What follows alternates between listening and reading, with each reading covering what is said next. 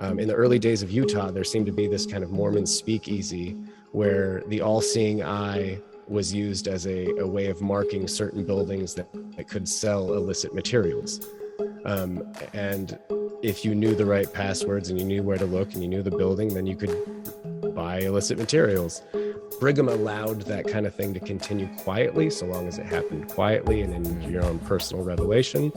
But I think he was the one that largely edited all of that out of major church ceremonies.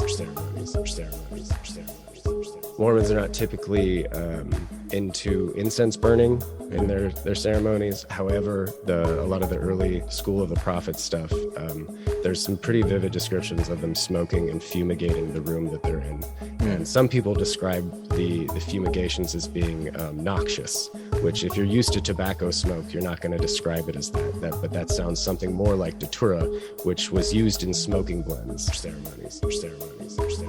He went to one of their original sacrament ceremonies and offers one of the most explicit descriptions of laced sacramental wine, because he's like, I'm a doctor, I know what they gave me. And he even says he went and tried and stole a bottle so he could take it home and prove that it was laced. Ceremonies. And the fact that everybody's just kind of glazed over this is astounding to me. Not only just because it connects to Mormonism, but because there were 17th century monks in Pennsylvania doing this much drugs. Wow. And we don't know about it. The idea that the psychedelic renaissance happened in the 1960s is just like laughable to me. Like, people have been using drugs forever.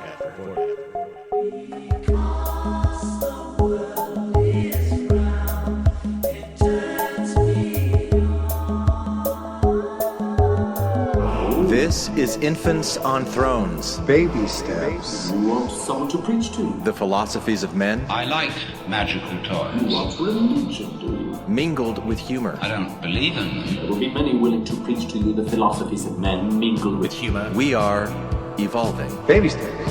You can buy anything in this world of money.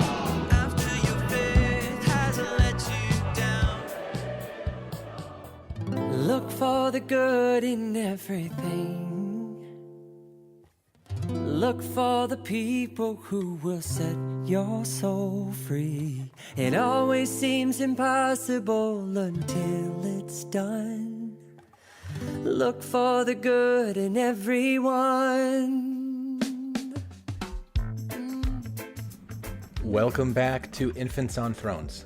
I'm Glenn Ostland, and this is episode 754, Psychedelic Origins of Mormonism, an interview with author Cody Noconi, who wrote a book that you can buy if you want to, and you're going to hear all about it in a moment. But first, don't forget to go fill out the new survey on mindfulness. You can find it on the website under this episode. And there's also a place in that survey where you can sign up to come on the podcast and have a chat with me if you'd like. And then second, look, I know I shouldn't do this, but I like reading through the reviews that listeners give this podcast on iTunes. And there's a lot of them. There's been a lot of them over the years. And most of them express some kind of appreciation for the time that it takes to create this podcast and the positive impact that it's had on their life, even if it's just made them smile on a day where they really needed to smile. And I know that negative reviews shouldn't bug me, but I can't help it. This one just got under my skin, so let me share this with you. It's titled, Maybe 2.5 Stars.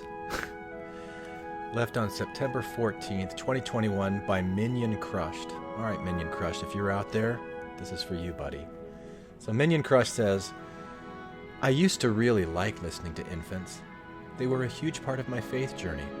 While I agree with a number of reviewers that say that there's a lot of ego there and too many white men, they were funny and their perspectives frequently brought a lot to the table.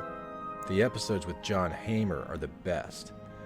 Since the infants went their own ways and Glenn has pretty much been solo running the show, I've lost interest in it. The topics are frequently a little too close to the crystals will solve your problems crowd and not enough critical thinking. The old episodes are available on their website if anyone is interested. A number of the Smackdowns, where they read talks by LDS leaders and comment on them as they go, are excellent. Okay, Minion Crushed. crystals will solve your problems crowd, not enough critical thinking. Them's fighting words, buddy. Show me. Okay, show me my non-critical thinking. Please, I'm serious, because if I'm really falling short here on my critical thinking skills, I really, truly want to know. So seriously, if you are out there, Minion Crushed, come forward and let's have a chat. Point it out, show me. Because I suspect that what you really mean is that I explore things, and sometimes even accept as valid, things that stretched past your level of certainty that they are foolish, or lame, or unworthy of consideration at all, or whatever category or name or label that you want to slap on your non-evidence-based crystals will solve all your problems shaped straw man that you just burned in effigy of me. Come on, man. I mean, I talk about the mind. I talk about neural pathways. I talk about the way that fictions shape and forge our expectations of life. That's not critical thinking enough for you? I mean, come on. Anyway, curiosity, man. Curiosity, exploration, imagination. These are not antithetical to critical thinking. They actually strengthen critical thinking. And for any of you fans of Ted Lasso out there, I want to put in a little plug here in favor of curiosity. You know, Rupert, guys have underestimated me my entire life. And for years, I never understood why. It used to really bother me. But then one day, I was driving my little boy to school, and I saw this quote by Walt Whitman. It was painted on the wall there. It said, "Be curious, not judgmental." I like that. So I get back in my car, and I'm driving to work, and all of a sudden, it hits me. All them fellas that used to belittle me, not a single one of them were curious. You know, they thought they had everything all figured out, and so they judged everything, and they judged everyone. And I realized that they're underestimating me. Who I was had nothing to do with it. Because if they were curious, they would ask questions. You know? Questions like, have you played a lot of darts, Ted?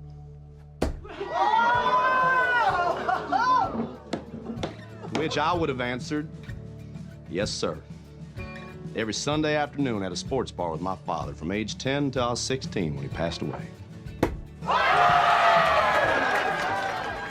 All right, so enough of that. I got that out of my system. Now, I encourage you once again to come and fill out the Mindfulness Survey. And now, hold on to your hats. Hold on to your hats and glasses. Cause this here's the wildest ride in the wilderness. Which is right now. So, welcome to Infants on Thrones, Cody. And let me ask you, do you consider yourself either an infant or on a throne in any way that either of those words could be thought of? I've acted like an infant before. Yeah. Definitely don't feel very much like I sit on a throne of any kind. Yeah. All right. So you're here because you wrote a book. Why don't you tell me a little bit about, what's the title of the book? The title is The Psychedelic History of Mormonism, Magic, and Drugs. It's a bit of a mouthful. So it's the psychedelic history of Mormonism, magic, and drugs. Mm-hmm. All right. Do you focus just on Mormonism, or you expand out for the magical and the drug history of, or like, what's your scope of the book? So the first half of the book, understanding that a lot of Mormons don't may not think that this is possible. The first half of the book is kind of establishing a case for a scientific approach to mysticism and how people have handled that throughout history before science was really even a thing. So I go through kind of the scientific research that's been done on psychedelics, and then bring the kind of history of magic up to the present day and how it's interplayed with drugs and all of that. And then how that kind of worldview was what Joseph Smith was born into. Yeah. How much of D. Michael Quinn's what's the title? Folk Magic in the Early Mormon Worldview, something like that? Magical Worldview, yeah. I cite heavily from his book, yeah. Yeah, okay. So what made you interested in writing a book like this, Cody? I was raised Mormon. It's kind of the black sheep of the family.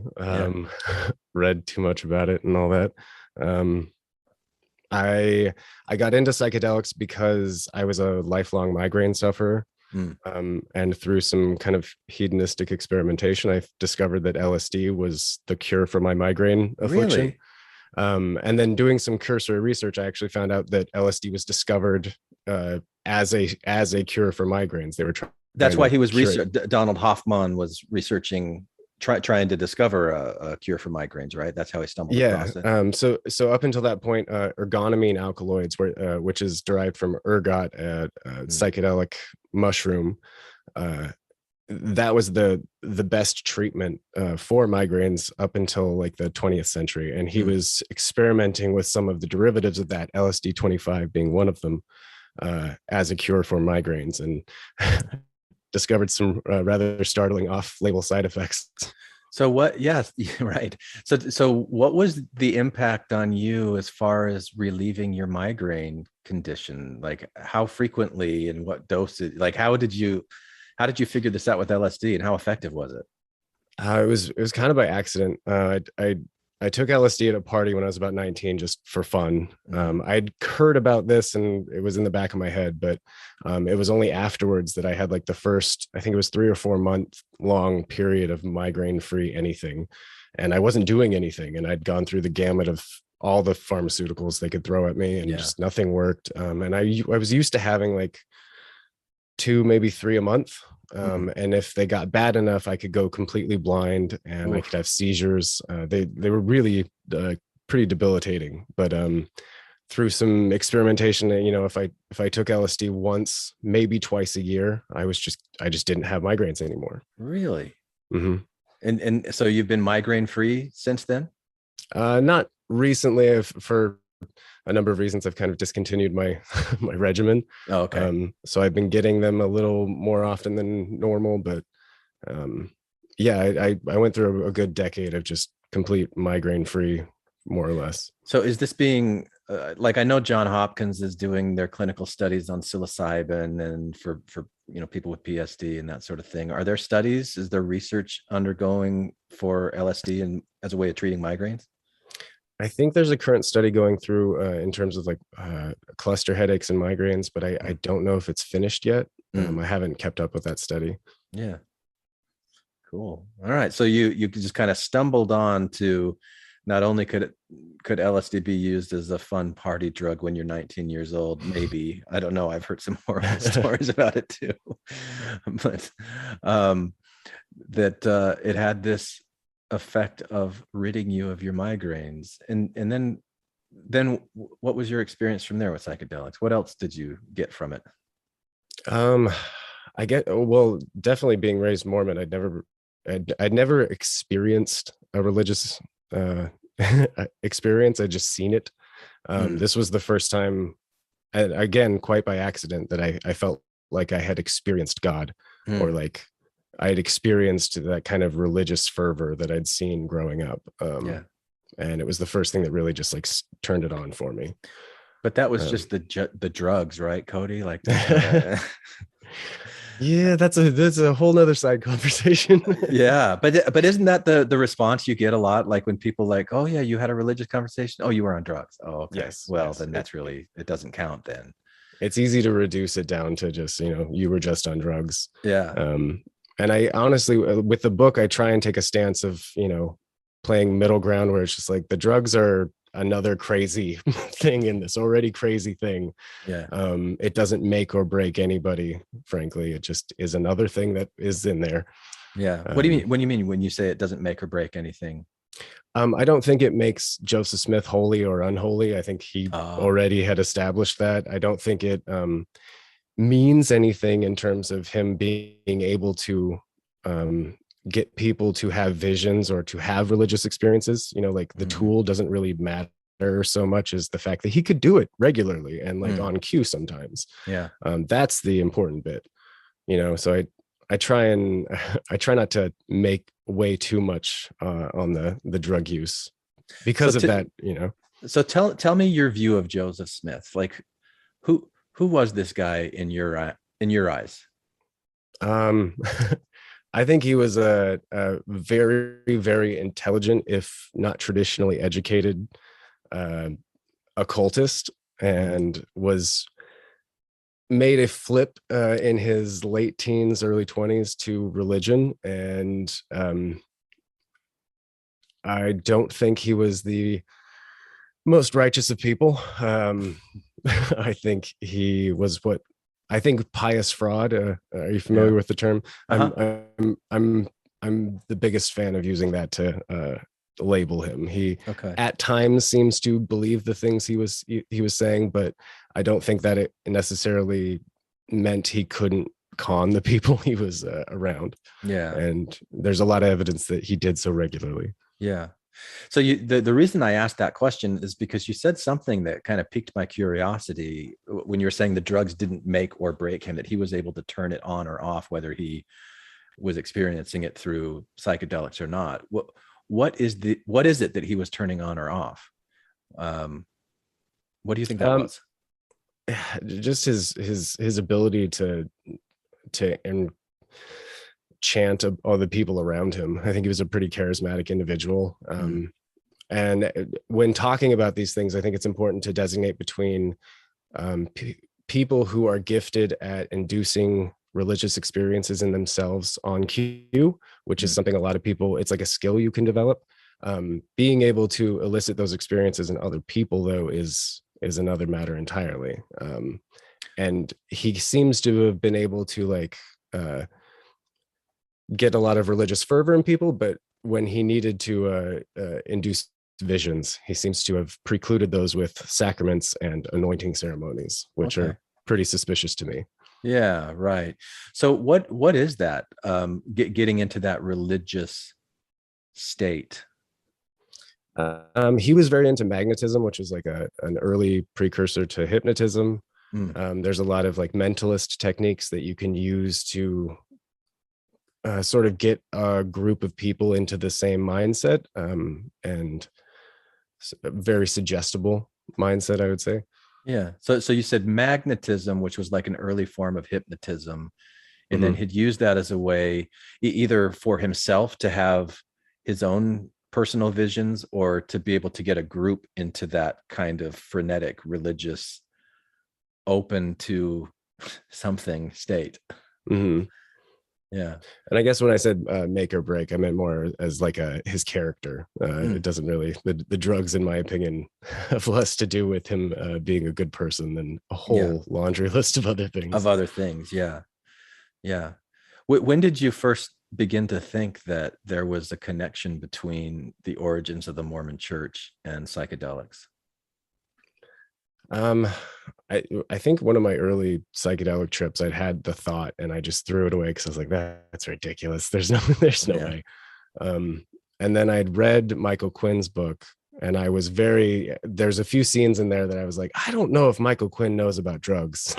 And then I read Robert Beckstead's paper, the 2008 Sunstone. I can't remember the exact name of it, but it's the first paper written on the topic.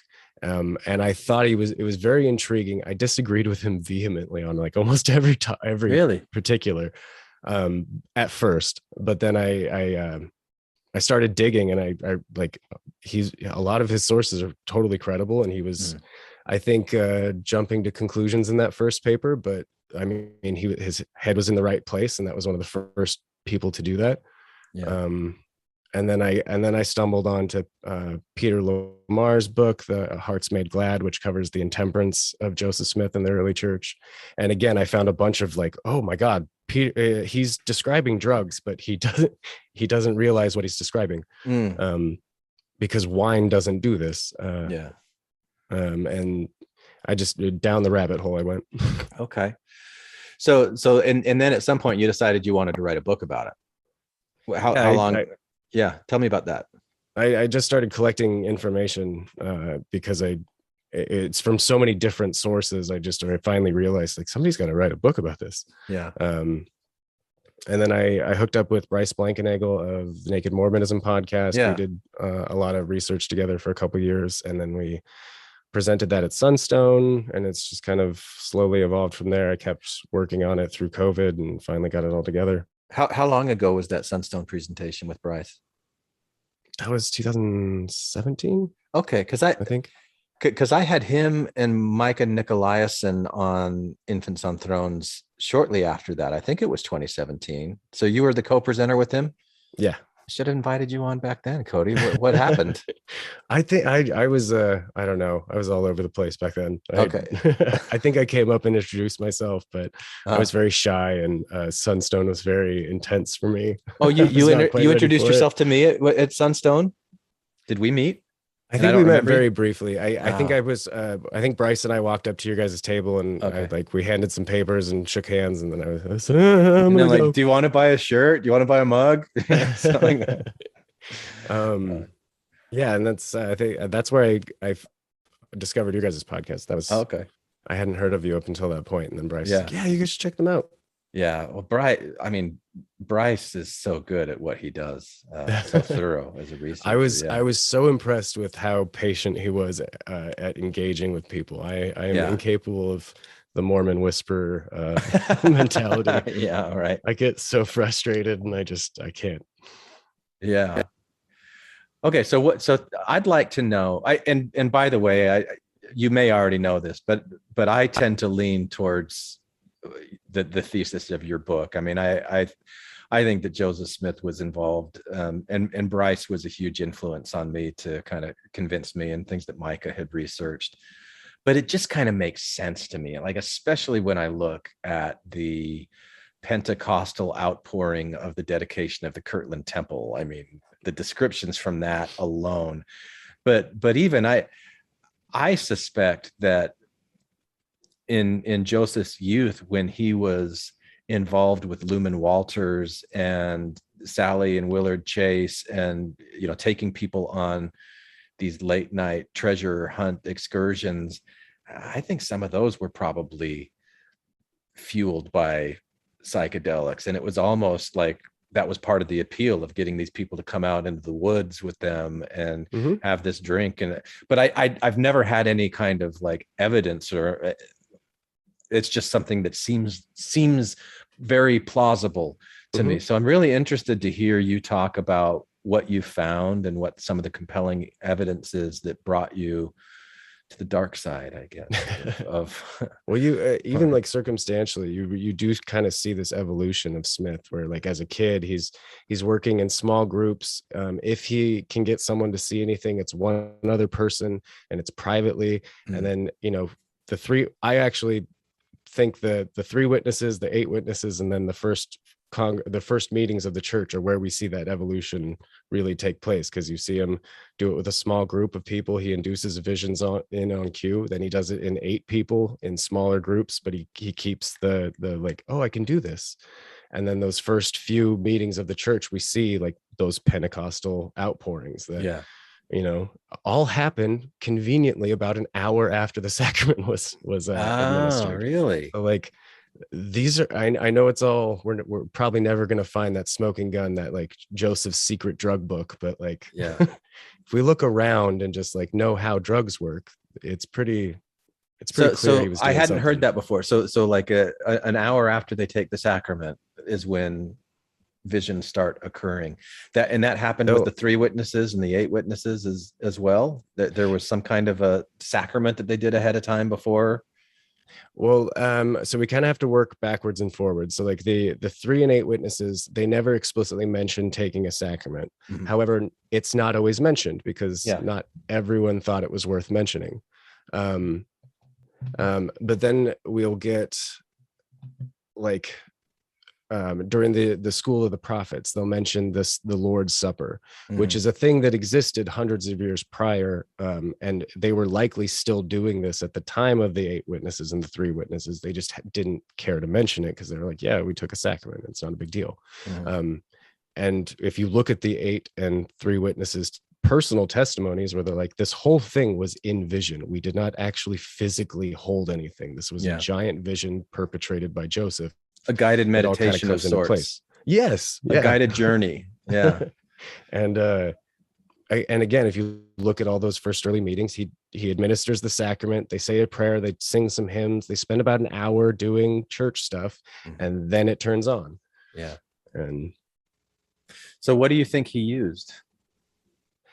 So this is mostly what I disagreed with when I first read Becksted's paper, because his whole thing was very Amanita muscaria centric and Datura, which both of them are problematic for inducing reliable visions. I had thought Amanita is kind of a tricky one to get into a wine and to be reliably visionary.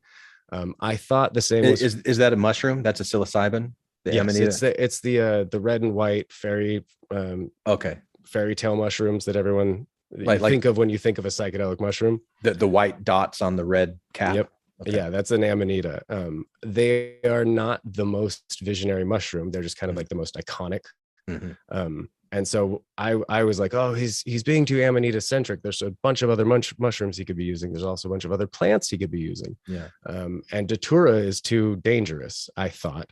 But having done more research, it's actually you can make it pretty safe wine laced with Datura vehicle. So I think that was the one that Bryce talked to me about, that there were parallels between like Datura is like a little black seed, right? But there's like a white blossom or a white fruit around it. Am I thinking of the right thing? Sort of. I'm sorry about the alerts. Yes, so it's in a kind of burr-like seed pod.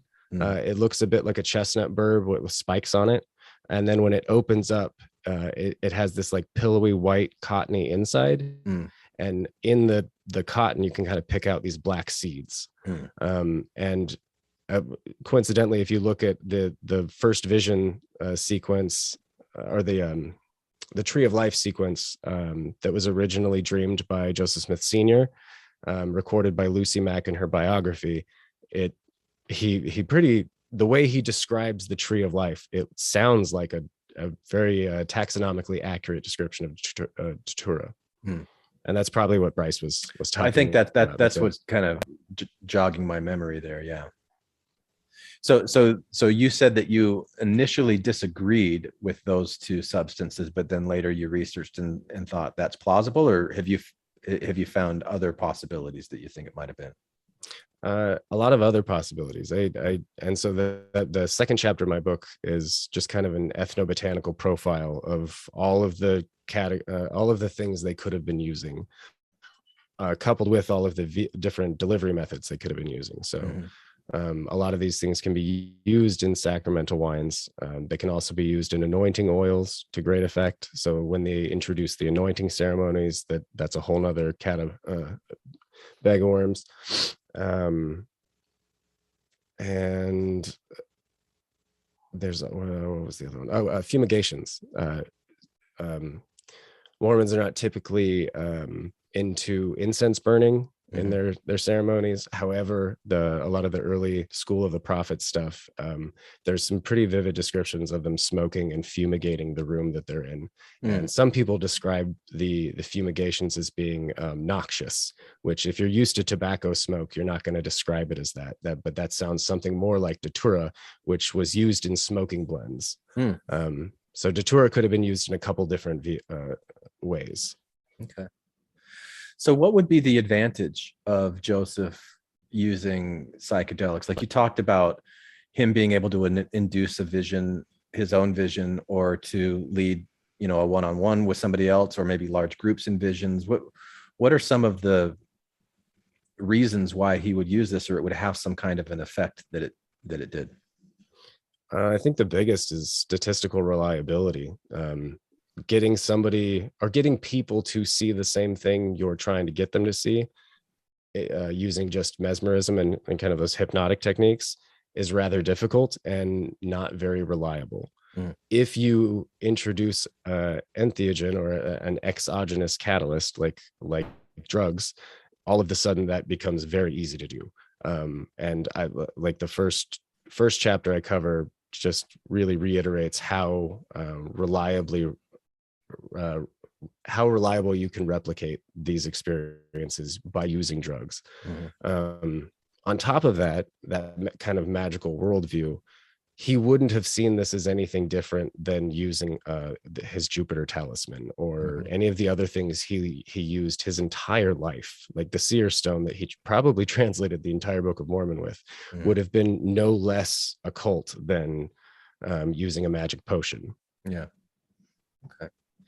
So tell me, what are the most common occurrences that he would use it? You mentioned the School of the Prophets. We talked about the dedication of the Kirtland Temple. Like, what are some other notable times that really jumped out to you that made you go, oh, this looks like there was psychedelics involved? Honestly, the biggest ones that pop up to me are when Joseph is not on the scene. Those early days in Kirtland, especially when him and Rigdon are running around doing missionary work, the Mormons in Kirtland were kind of left to their own devices. There was one character in particular, Isaac Morley, where they were his, like, who I think introduced a lot of the polygamy in Mormonism. He had kind of a communal big family, he called it, and there was a bunch of log houses where they would hold all of their original sacrament meetings. And it's in those original sacrament meetings, when Joseph's not there, where we see the most explicit descriptions of psychedelics being used in the sacrament ceremony, such that we even have a local school teacher, J.J. Moss, from Kirtland, who was there when the Mormons first arrived, and they didn't know he was trained as a medical surgeon. He was practicing as a school teacher because he had a leg injury, which kept him from practicing medicine at the time because he had to walk everywhere. So he went to one of their original sacrament ceremonies and offers one of the most explicit descriptions of laced sacramental wine, because he's like, I'm a doctor, I know what they gave me, and this is not. And he even says he went and tried and stole a bottle so he could take it home and prove that it was laced. And this all happened when Joseph wasn't there. And because of things like this happening in those early years, you see this evolution where Joseph will show up, kind of put the cap on things, and then he'll go away again. It'll get wild, and then slowly over 10 years, it goes completely underground. Whereas in the first year or two, they were doing it openly, and if you wanted to sit in on a ceremony and watch that guy trip out, you could. So yeah, that's sorry, I tend to rant. I like the rambling. So tell me, with Joseph Smith not being there, I thought you were going to go the opposite direction. I thought you were going to say when Joseph was around, people would have these experiences. When he wasn't, they wouldn't. So it would indicate that there's something about him or the way that he did it that, like you could tie it to the psychedelic. But I'm interested. It was the opposite of that. When he's gone, there's the more explicit cases of it than when he's away. So how much, like with Jacob Morley being like a primary influence of polygamy, do you think that there were influences of psychedelics outside of Joseph Smith, or was he the primary influencer that then other people would do it and kind of take liberties when he was gone? I kind of think it was if you were in on the secret, there was kind of this sharing of information that was going on, because and I go into it later, but in the Nauvoo years, John C. Bennett, who there's some evidence was maybe Joseph's personal abortion doctor, was offering psychedelics as well. And basically anybody who was medically trained at that time and had an interest in the occult not only had the know-how, but the means to produce these things in mass. With they didn't have a laboratory, but they had, with like a pretty basic kitchen chemistry set and some alchemical apparatus, you could produce a lot of drugs. Yeah. What's the John C. Bennett connection to psychedelics? He is quoted. So there's I'd have to flip through my book. He is quoted as saying, essentially, I can hide these polygamous unions. If you need me to, I could even kill your husband. And from an occult perspective, a lot of these potions were used in 1, 2, 3 combinations. So like one dose would give you a purgative, or like one dose would give you a vision. 2 doses would give you like a purge, or it would act like an abortive. And then 3 doses would be death. So like, when he says things like that, he may be referring to the same potion by saying, like, I can do all three things with this one thing, and if you need me to do any of them, I can, and I can do it reliably. Him saying those kind of things is really suspect, especially so when that's typically the way obstetrician. That's typically the way that people would talk about psychedelics back then, with that 1, 2, 3, like what one will give you a vision, 2 will give you a purgative experience, 3 will kill you. And so in terms of potions, yes. In terms of potions. So for him to invoke that formula indicates that it might have been one of these psychedelic potions. And that he knew what he was talking about. Yeah. I've read, like I did it all being the same thing. It's a little, I'm sorry, go ahead. Oh, no, go ahead. There's a little bit of a lag. It's a little different with ointments and such. So like you don't quite get those effects with the anointing ceremonies, but in terms of like sacramental or like a distilled liquor that has plants laced with plants or whatever, then that's what that would do. Ergot's one of the big ones that does that. Yeah. All right, I'm going to play devil's advocate and push back against this John C. Bennett claim. This is what I was hoping for. Good. Because I did read, what was that book that he wrote? It was like Mormonism Unveiled, or it was one of these big exposés that John C. Bennett wrote. And I read that for Early Mormon Audio, which was a podcast project that I attempted many years ago. Then that was fascinating reading his take, but he was such an unreliable narrator to me. Like it seems like any place there was any opportunity to make himself look good and to make Joseph Smith look bad, he just took it and he inflated it. And it amused me kind of the way that he postured. He brought in all kinds of things to besmirch Joseph Smith's character, but I don't remember anything about psychedelics or drugs. And it would seem to me that if that was going on, that would have been one of the first things he would have wanted to shine the light of exposure onto. So why would that not be in his work if he was doing that? What are your thoughts on that, Cody? I would immediately say it's for the same reason you don't rat. Like if you're a drug dealer and you have an opposing drug dealer, you don't rat them out because that shines too much light on you. Like I don't know about that necessarily in terms of, I think he was producing a lot of his own drugs and doing a lot of his own nefarious nonsense to shine too much light onto that particular subject when he had so much ammunition to spend elsewhere. Yeah. Okay. All right.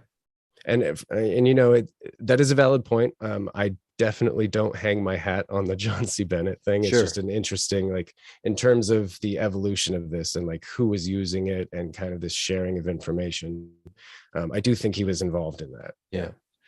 All right. Tell me some of these other stories. I like hearing what you've researched and what you discovered and like what really excited you about. The thing there's a few spots in like Mormon history that have been combed through by other Mormon historians that I just like, I can't believe I'm the one that's just like, nobody saw drugs in this. No, you all read this and nobody saw drugs. And one of those is Ephrata, the commune at Ephrata that was just a few miles outside of the Whitmer farmstead. Okay. This was an occult group that was practicing, they called themselves the Brotherhood of Zion. They were practicing a lot of these like proto-Mormon ceremonies, including baptism for the dead. They built their own temples, which looked like original Mormon temples. They were super into the end of days, and all the Mormon stuff that we're told is uniquely Mormon was being practiced 100 years earlier by these German mystics. And most notable, like, and Mormon historians have talked about this since I think Barnes talks about this even, but like it's been noted for a long time that there's this weird connection between the Whitmer family, who lived just 4 miles outside of the Ephrata commune, and all the weird German mysticism they were practicing.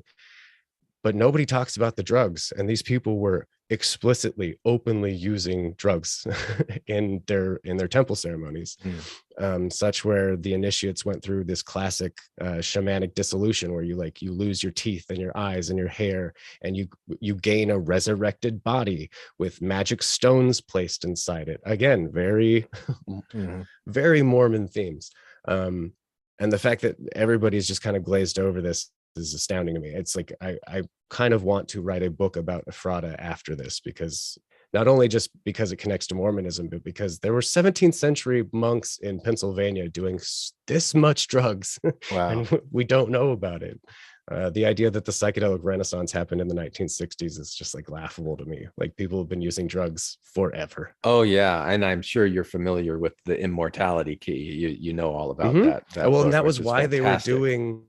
that's why they were doing drugs at Ephrata, was to achieve this weird immortality. Yeah, that is very Mormon. And you could potentially, I would be curious to see if the Ephrata they were preserving a much older tradition. And that, by their own admission, they claim to. Yeah. And what's even more curious is that you'll have these weird connections. So like the ceremony that they are practicing in Ephrata in the 1700s is also being practiced in Europe separately, almost unconnected, by Count Cagliostro and his Egyptian rite with the Masonic Brotherhood.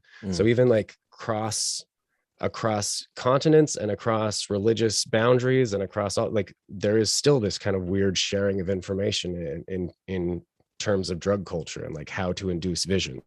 Yeah.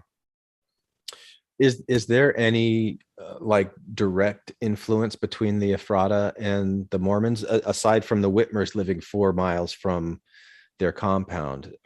Were there other notable like Ephrata members that converted to Mormonism earlier and had influence over Joseph Smith or people like that? I have not heard anything. I speculate that perhaps the original sightings of Moroni by the Whitmers,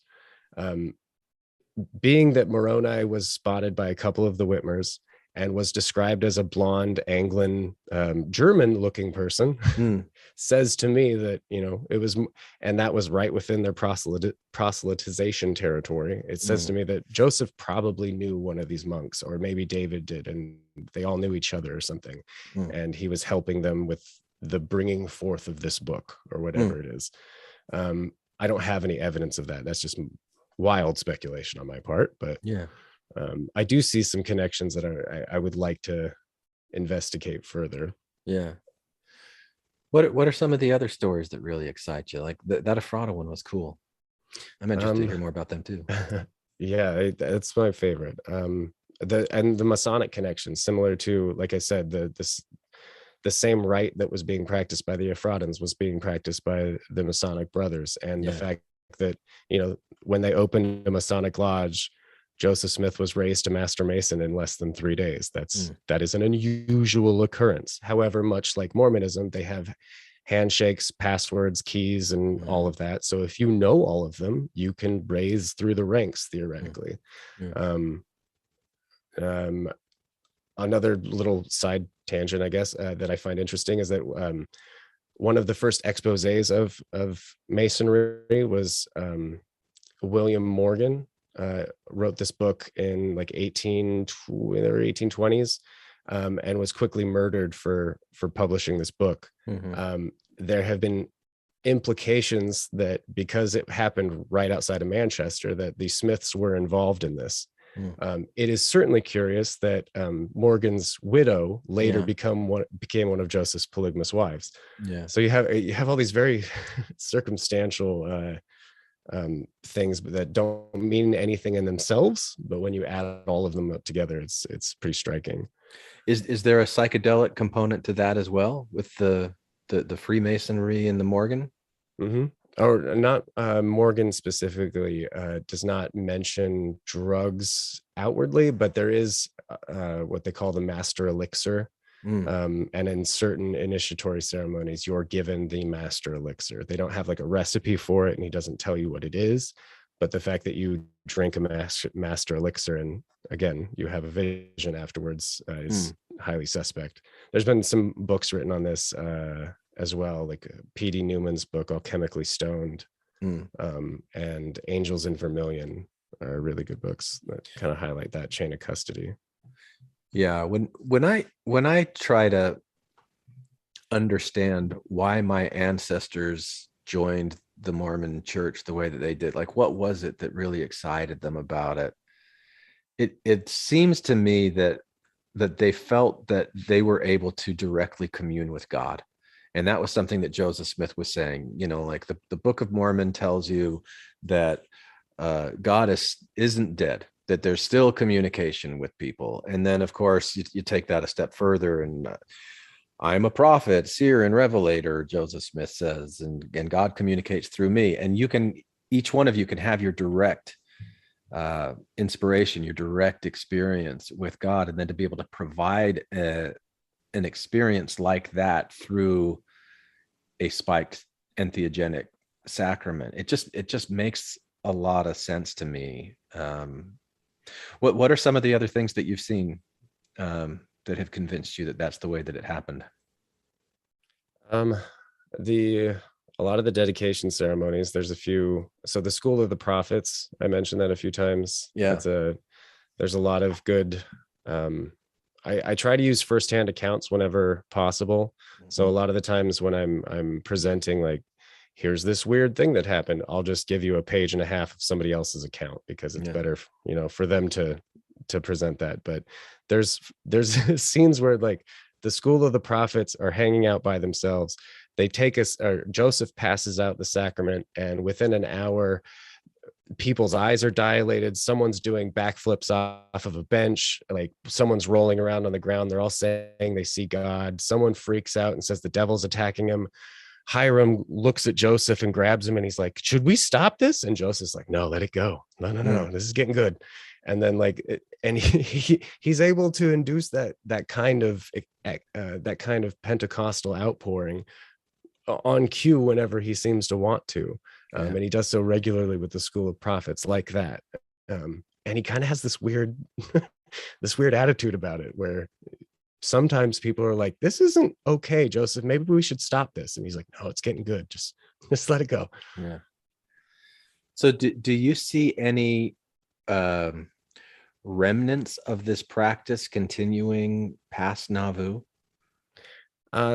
Yes. So I think this largely died out with Joseph. I think the schism that took place, we do see some evidence that, like, the folks running around on Beaver Island, was it? Was that James Strang? Strang, yeah. There's some evidence that Strang was using a lot of Joseph's old techniques and was probably using laced sacraments, and people outright accuse him of such, actually. And I think Brigham had a better way of dealing with that, because there seemed to be, and again, Michael Quinn talks about this, but doesn't quite hit hard enough on it.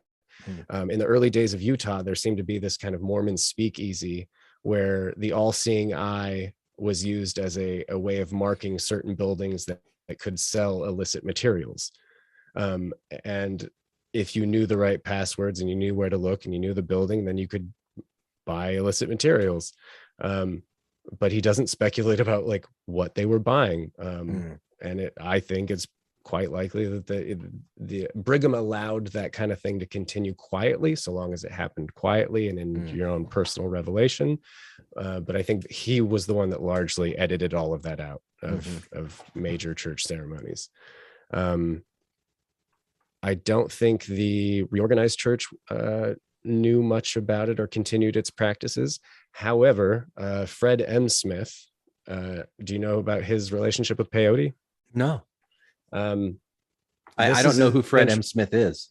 Okay, so Fred M. Smith is the paternal grandson of Joseph Smith. Okay. Joseph Smith Jr. or Joseph Smith III, that's his son. So he, in the early 20th century, was one of the first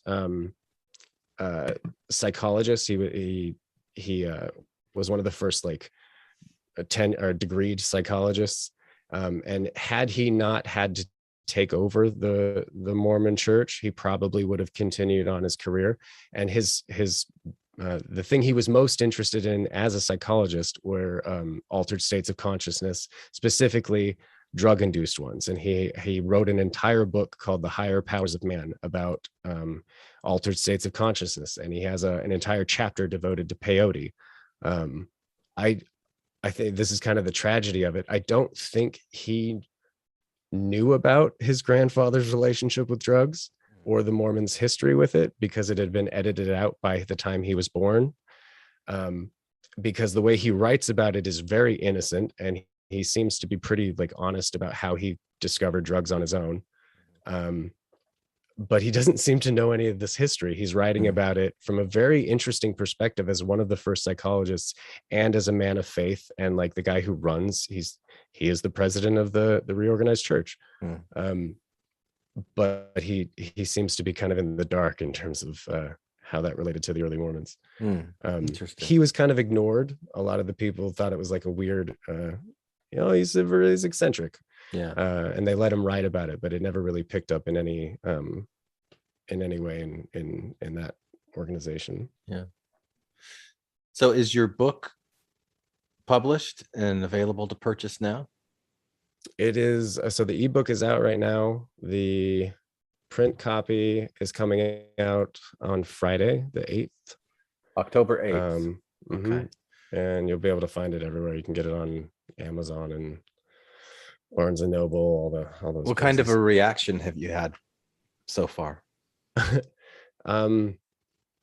A lot of negative reactions, and then a lot of very positive, like, hey, I grew up Mormon, I'm kind of like you, I thought about this for a long time, I'm glad somebody's putting this together. Juxtaposed with like death threats. But, really? You've had death threats? Yeah. There's some people that really don't like the way I talk about Joseph Smith. Oh, geez. Have you been on Mormons on Mushrooms and talked with them about this?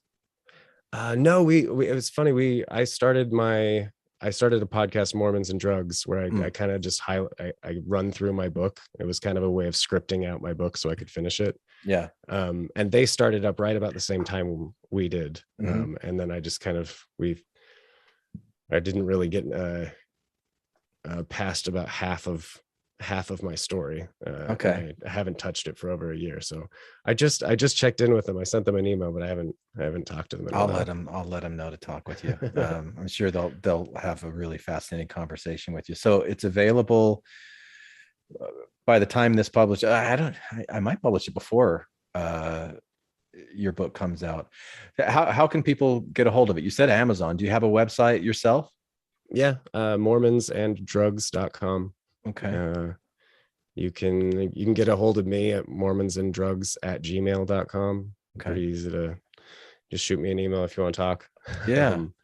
And is there anything you wanted to talk about that we didn't cover today? I know it's been kind of quick trying to squeeze this in. Oh, it's fine. No, yeah. I just wanted to chit chat for a bit. I've been a shameless user of your media material for too long. I just wanted to say hi and talk. And here's my book. Hope you like it. I love it. I appreciate it. Yeah. If I had more time, and maybe we could do this another time, Cody, to talk about like what some of your spiritual experiences, if I could use that, or like divine, your own experiences with psychedelics that would make you see how it could open up. It could make somebody really feel like they're connecting with God or connecting with nature, connecting with the universe, whatever it is, a higher consciousness, an altered consciousness, a different consciousness. Everybody has such different experiences with this, but if you haven't had the experience yourself, and and I know people who have had that experience, they're like, yeah, I didn't have that experience. It was just fun. We just laughed a lot, but I didn't feel like there was anything spiritual about it. But I guess if we ever get a chance to talk again, maybe we could kind of nail down the variables on the how to. I think a lot of the times when people get into this experience, it's a lack of education that leads them into troublesome areas, and what would be categorized as like a bad trip is more just like a difficult experience, and there are ways through that, and there are ways of circumventing that. I guess if people are interested in this kind of experience, there's a whole science to how you get someone to experience this reliably and in a positive way instead of in a traumatic way, let's say. Does that diminish the experience at all to you? If you're able to go, oh, well, the reason I experienced what I experienced is because I followed this checklist, and it's just a drug, and I'm manipulating my own imagination, like I'm manipulating the environment around me. And so I've had this very controlled, manipulated experience, and it isn't natural in that sense. Do you have any thoughts on that, Cody? I kind of push back against that in terms of 100 years ago, a heart transplant was either science fiction or necromancy. Yeah, right. But just because we can do it regularly today doesn't mean it's any less miraculous. You're literally taking a dead person's organs, putting them into another dead person, and bringing that person back to life. Yeah. That is a fucking miracle, no matter how you look at that. Yeah. Just because it's demonstrably just because we can explain it away, and just because we can mechanistically explain how it works, does not mean that's any less miraculous. Yeah. And that's my perspective on this. Yeah, but when you're talking about like, I saw God, like how many people like come out of this experience like, I saw God, I see God right now, I see, and people are like, oh, come on. Well, and that again kind of goes into the you kind of have to take these experiences with a grain of salt. You kind of have to prep for them, and you also have to another part of the science of this is like the aftercare. It's not even the experience itself is not, in my opinion, the most important part. I would argue that aftercare and a supportive community around you, or just like even a person you can talk to about your experience, is in many ways as helpful or even more so than the experience itself. So there's a lot of variables for like pre-trip, trip, post-trip that all kind of like synergize with each other. Yeah. Last question. The tricky one. What has been the most meaningful insight that has come to you as a result of your experience with entheogens? That I am both insignificant in terms of the universe, and simultaneously I am the one experiencing this. I am in many ways the most important person in my equation. So kind of having that, getting to see that spectrum in perspective for the first time, I think was probably the most meaningful to me. I'm very jealous of your what you're dog getting right now. This dog is so like been patient with me all day. All she wants to do is go outside and play in the pool with balls, but she's just waiting on me hand and foot until I'm ready to go out and do that with her. Tell me, this is what I was going to ask you. Are you familiar with the book I wrote and the podcast I did, Bathing with God? No, I'm not. Okay. Bathing with God? Bathing with God. Bathing with God. Yeah. I mean, it's just this idea that God, quote unquote, is this quantum energy that we're all made out of, and this intelligent flow that we're all, we might as well be sitting in a pool of God.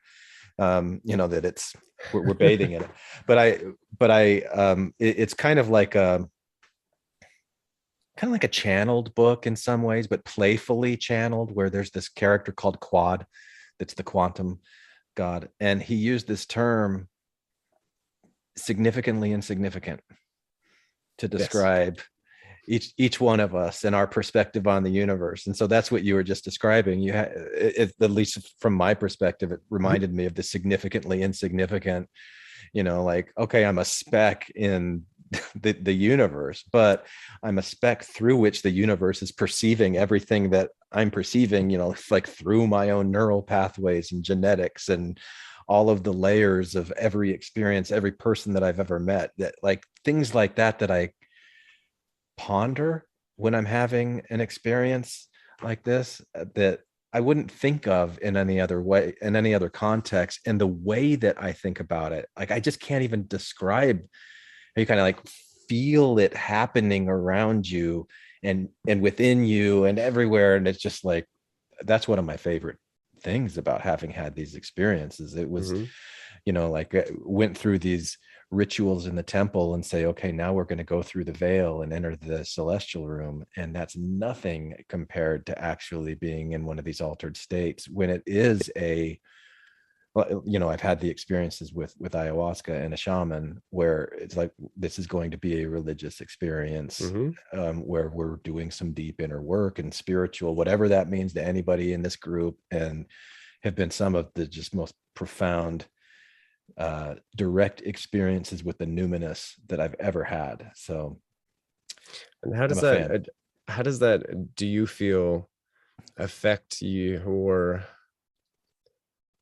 perspective on the very Mormon obsession with obtaining godhood? So this whole idea that you too can become a god, and the idea that Joseph Smith was trying to instill that in other people. How do you personally shore those two things?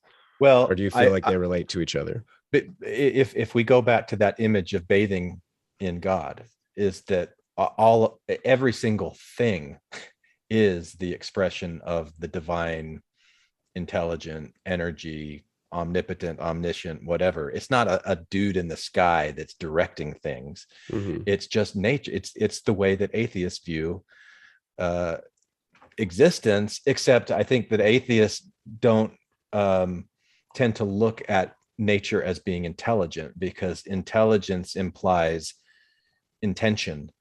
And they're like, oh, you can't, and then you can have somebody step in that goes, well, God is telling me that this is what he wants for you. It's like, okay, stop right there.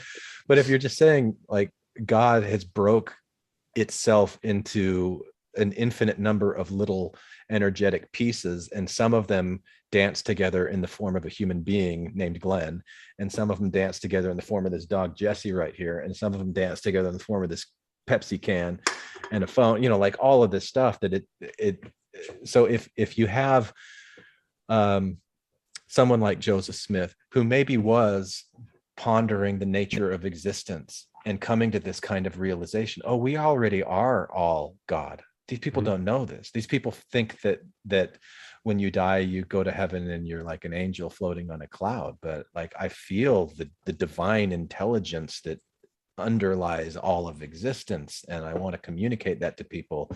And I'm going to express it in this form that we're children of God. We're God's in embryo, that the purpose of existence, that my work and my glory is to bring to pass the immortality and eternal life of man. And, having these kinds of things, but it goes in the symbols and the forms of Christianity, Protestant Christianity specifically. And then people always confuse the symbol for what the symbol's being represented. So that's a very short way, maybe concise, maybe confusing, I don't know, convoluted way of I agree with that you question completely. For you. Yeah. I'll have to check out your book. That sounds very interesting. Yeah. And then, why don't you do this, Cody? You go check out my book. You can listen to it. I mean, look up Bathing with God. You don't have to go and buy it on Amazon, but you can listen to it on, and let's have a conversation again. You can ask me more questions about like, what did you mean when you said this? Because that's stupid. Right on. Yeah. No, I love it. Cool. All right. Well, thanks for coming on, Cody, and for being patient with me while I got COVID and then came back and having COVID. I feel much better. It's the year for it. So. Yeah. Cool. Well, nice to meet you. Good luck with your book. Thank you. I hope to talk with you again. Nice to talk to you. Thanks for having me, and hope to hear from you again. Okay. Take care, Cody. See you. Put down the weapons that you use against yourself. You don't need them anymore. Hey there. Thanks for listening all the way to the end. Now, I really hope that you enjoyed today's episode. I have more to say about this topic, and I'm going to do that with a follow-up behind-the-scenes sharing time episode on Patreon.